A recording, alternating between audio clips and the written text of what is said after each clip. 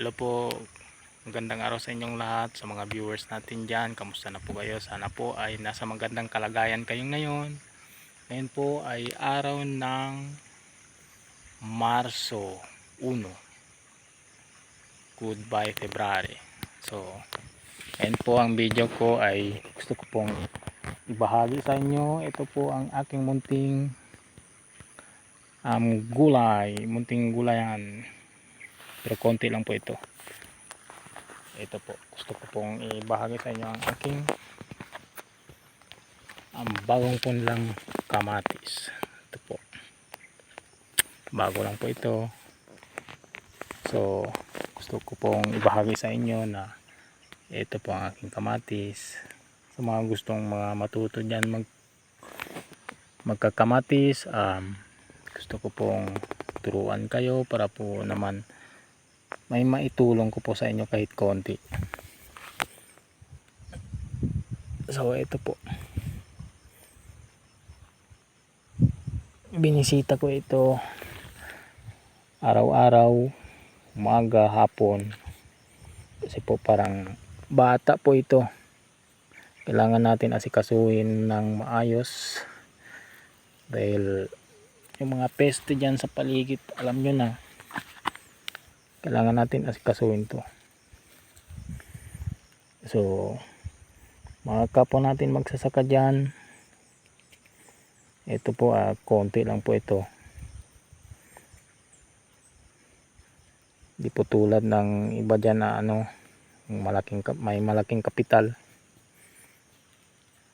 malaki na yung nila, yung taniman nila, halos hectares, marami na po talaga yun.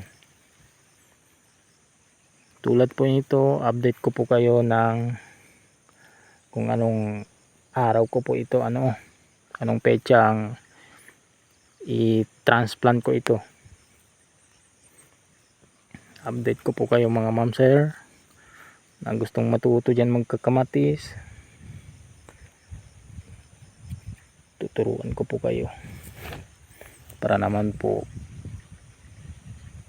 kahit pa paano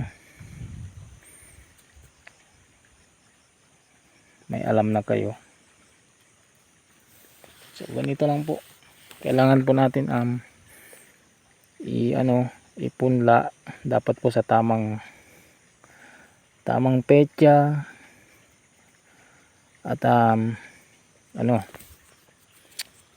tawag nila dito, dapat po sa sundin nyo ang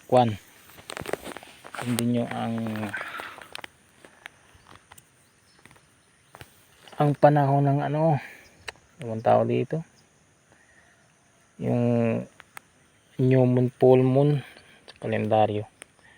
Dapat doon kayo sundin kasi para maganda yung yung tubo ng punla ninyo.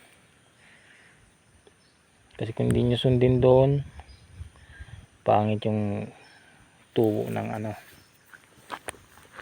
ng punla. So ito po, update ko po kayo araw-araw ang kalagayan nito, step by step, transplant hanggang sa pag-ani nito mga ma'am sir, para sa ganon may ideya na po kayo kung paano magtanim ng kamatis. Lahat na po tuturuan ko po kayo yung paggamit ng gamot, vitamins, lahat na po, paano ito mag-alaga. So hanggang dito na lang po. Salamat sa inyo dyan. God bless mga viewers. God bless po, at pakihit ang notification bell natin dyan.